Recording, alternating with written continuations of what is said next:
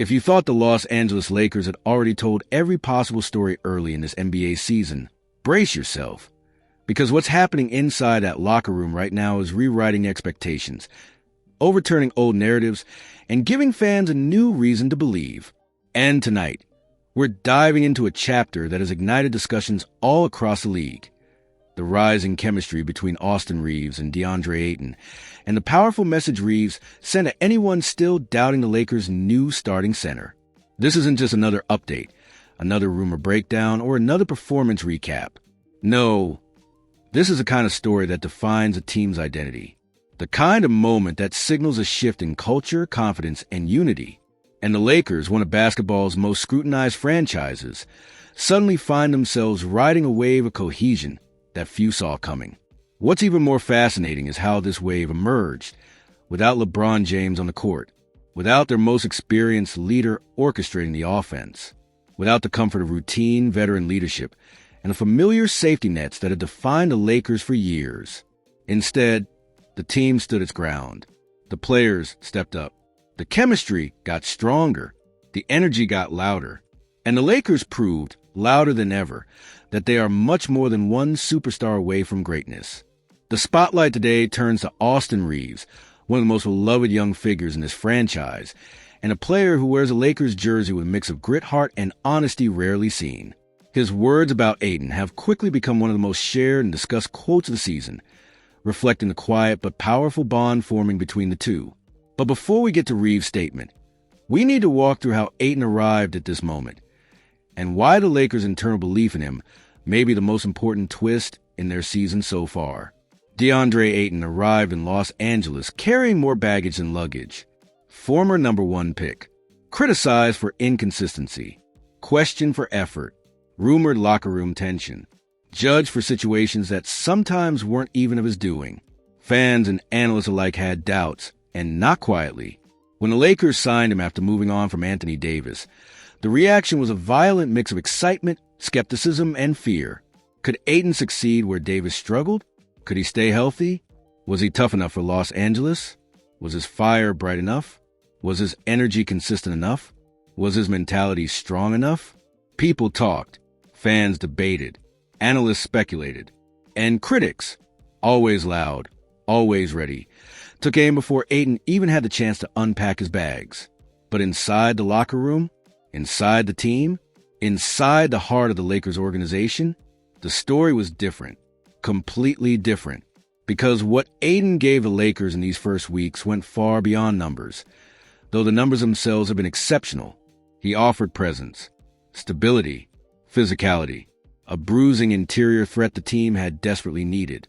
He played with pride, hunger, and determination, and after a rocky opening stretch, Ayton suddenly erupted with back-to-back statement performances against the Pelicans and Bucks, two teams with elite big men and elite defensive systems. In those games, you could feel the shift, the confidence rising, the trust building, the chemistry exploding, the old doubts dissolving, and the new belief becoming real. And that brings us straight to Austin Reaves, whose voice carries weight in the Lakers' ecosystem, not because of seniority, but because of authenticity. Reaves isn't a politician. He's not a scripted speaker. He doesn't sugarcoat anything. When he speaks, people listen because he tells the truth, not because he tries to shape it, which is why his defense of Ayton hit so hard. Reaves said something that instantly traveled across social media, television panels, and NBA circles. Something that cut right through the noise. It's unfortunate that the world works like that, where you hear things about people before you meet them, where people try to create a narrative about their character. The best thing you can do is be your own judge of character these days. And then he added the part that shut down every rumor, every doubt, every negative whisper ever said about Ayton. The things I heard about him, that he wasn't coachable, that he had a bad attitude, it's been the complete opposite. That sentence didn't just defend Ayton. It validated him. It protected him. It welcomed him. It rebuilt the public perception around him. And most importantly, it gave fans something they hadn't had in a long time. Hope in the center position. Because the truth is, the Lakers have spent years searching for consistency at the 5. In the wake of Anthony Davis's injuries, role changes, and limitations, the team needed an anchor, A big man who could dominate inside, run the floor, rebound consistently, and protect the rim without hesitation. Ayton has done precisely that, and possibly more than that, averaging 16.2 points, 8.4 rebounds, 0.9 assists, 0.9 blocks, 69.2% shooting, 30.4 minutes per game. Those numbers confer what eyes already see. Ayton isn't just fitting in, he's thriving. He's not just another piece. He's a pillar. He's not just replacing Davis. He's reshaping the position. And now, with LeBron James set to return soon, the timing could not be better. But what makes this story so compelling isn't just the stat sheet. It's the human side, the emotional side, the redemption arc beginning to take shape, the bond forming between Ayton and his teammates, especially Reaves. The subtle shift happening inside this Lakers roster. Because every great team, every championship contender, has a moment where something clicks. A sentence, a game, a stretch, a public defense, a quiet conversation, a shared belief. Something intangible that ignites something undeniable. This moment, Reaves' words, Ayton's resurgence, the team's rise without LeBron, it feels like one of those moments. Ayton now faces a season filled with potential. He's on a 2-year contract worth $16.6 million, with a player option for year 2. A short deal, a prove-it deal, an opportunity to rewrite his legacy. The Lakers gave him a chance. A real chance. The kind he hadn't had since his early days in Phoenix. And he's grabbing it with both hands. As the echoes of Austin Reaves' words continue to bounce through the walls of the Lakers facility, something powerful unfolded behind the scenes. Something that might prove to be one of the defining forces of this season. For the first time in years, Los Angeles appears to have found a new emotional center inside the locker room. Someone who carries not only size and skill, but also humility, raw desire, and an eagerness to belong. Because the truth is this, despite all the criticisms Deandre Ayton has faced in his career, he has always wanted a place where he could feel valued, a place where he wasn't boxed into old narratives, a place where he wasn't chained to outdated expectations or judged through the lens of his past. And in ways both subtle and profound, the Lakers have become that place. Speaking with several players and staff members around the organization, there's a shared sentiment. Ayton has arrived ready to work. Ready to grow, ready to fight for something bigger than himself. And perhaps most importantly, ready to prove to everyone that he is far more than the headlines of the last 3 years. Because while the world outside Los Angeles circles around the same talking points, the people inside the organization see something completely different. They see a player dialed in, responsive to coaching, energized by the opportunity, and filled with a sense of urgency unlike anything he has shown in the past. And that urgency has been contagious. The Lakers' locker room, once quiet and sometimes tense during difficult stretches of previous seasons, now feels rejuvenated, alive, unified under a shared mission. Players are laughing more, communicating more, challenging each other more. And at the center of this shift, team sources say, is a newfound respect for the work ethic and attitude Ayton has displayed daily. Film sessions show it, practices show it, games show it, and the numbers reflect it. But beyond the basketball, beyond the analytics and performance metrics, there is something deeper happening. A human story unfolding in real time. A story of redemption, belonging, and the power of trust.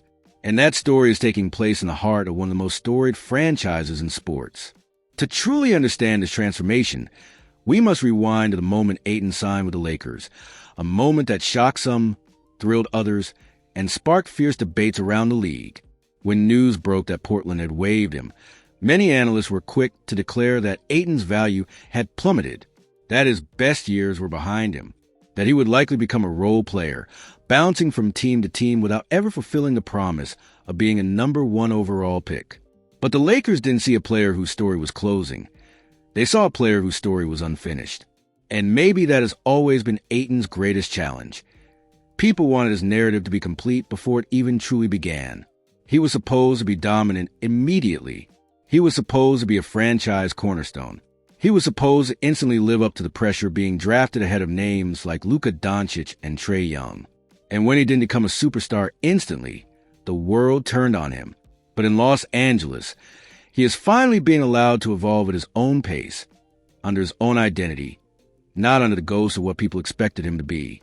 And that brings us to perhaps the most important piece of this story, the presence of Austin Reaves. Reaves isn't just a teammate for Ayton. He's become something like a bridge, connecting Ayton to the team's culture, grounding him in confidence, and advocating for him publicly in ways that have strengthened the mutual respect within the roster. What Reaves said to the media wasn't rehearsed. It wasn't strategic. It wasn't a public relations move. It was real, pure, honest. And those kinds of statements carry weight in a league where players are often taught to avoid emotional vulnerability in front of cameras. Reaves took a stance, and Ayton felt it. The team felt it. Fans felt it. And the NBA community felt it. His message wasn't just about defending Ayton. It was about acknowledging the toxic reality of narratives in professional sports. It was about challenging the culture of assumptions, about reminding people that athletes are human beings, not characters in a storyline constructed for entertainment. And ironically, it was that moment of humanity that sparked a new sense of accountability inside the Lakers' locker room. After Reaves spoke, players rallied around Ayton even more.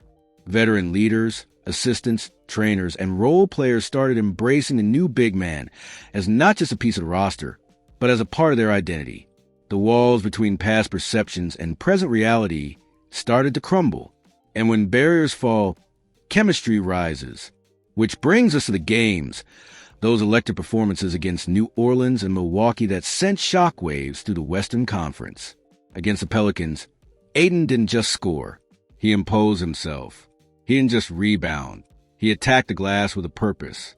You could see in the way he ran back on defense, in the way he communicated with teammates, in the energy he brought to each possession. Then came Milwaukee, one of the most physical, intimidating front courts in basketball. Ayton battled in the post. He challenged shots. He cleaned up misses. He stepped into the role the Lakers desperately needed.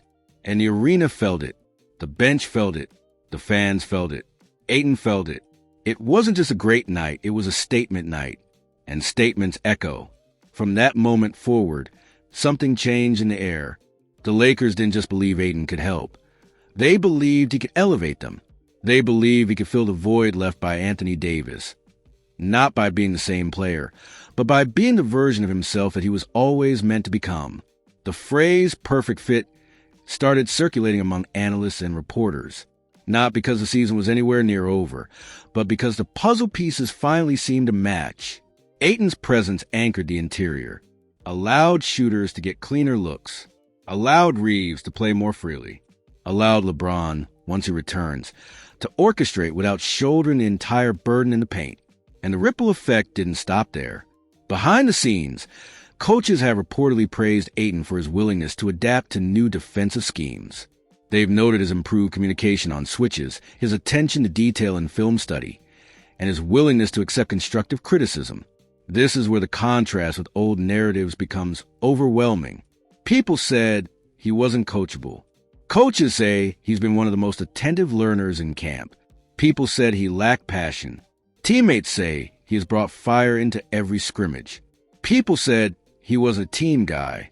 Players say he's become one of the easiest personalities to connect with. But perhaps the most important shift is happening in Ayton himself. Sources close to him describe a player who feels lighter, more at peace, more motivated, more connected to the game than he has felt in years. And it's not hard to see why. Los Angeles has given him the two things every athlete needs to thrive: confidence and purpose. And with those two elements, something extraordinary is possible. But as with every great Lakers storyline, there's another character who will soon re-enter the narrative: LeBron James. LeBron's impending return isn't just a roster change. It's a seismic shift, and the timing could be nothing short of perfect. With Ayton establishing himself, Reaves stepping into a leadership voice, and the team playing with rhythm and identity, LeBron walks into a situation ripe with possibilities. And insiders believe LeBron is excited, yes, genuinely excited, about playing with Ayton. The two have already had conversations. They've already discussed spacing, timing, pick-and-roll reads, and defensive rotations. LeBron is known for bringing the best out of big men, from Tristan Thompson to Chris Bosh to Anthony Davis. And those around the Lakers believe he sees Ayton as his next opportunity to elevate a talented player into the best version of himself. But there is something different here, something unique, something more human. LeBron knows what Ayton has been through. The criticisms, the doubts, the comparisons, the pressure, the emotional weight. And if there's one thing LeBron has always done exceptionally well, it is embracing players who have been beaten down by narratives and helping them rewrite their stories. Ayton is stepping into that moment. But what makes this even more fascinating is the timing. The Lakers are already performing well without LeBron. They are already finding identity, already building chemistry. So when the face of the franchise returns, he won't be returning to a team in survival mode. He'll be returning to a team that is thriving. And that is incredibly rare. The last time the Lakers had this type of rising without the star momentum was during the 2020 championship run, when role players blossomed, chemistry skyrocketed, and unity became their greatest weapon. This team has that same scent, familiar, nostalgic, powerful. But the future rests not only on Ayton's performance and LeBron's return, it rests on the emotional infrastructure the team has built. And Austin Reaves, in defending Ayton publicly, may have played one of the most important leadership roles of his young career, because leadership isn't always about scoring, or assists, or game winners. Sometimes leadership is about speaking truth when truth needs a voice. And Reaves did exactly that.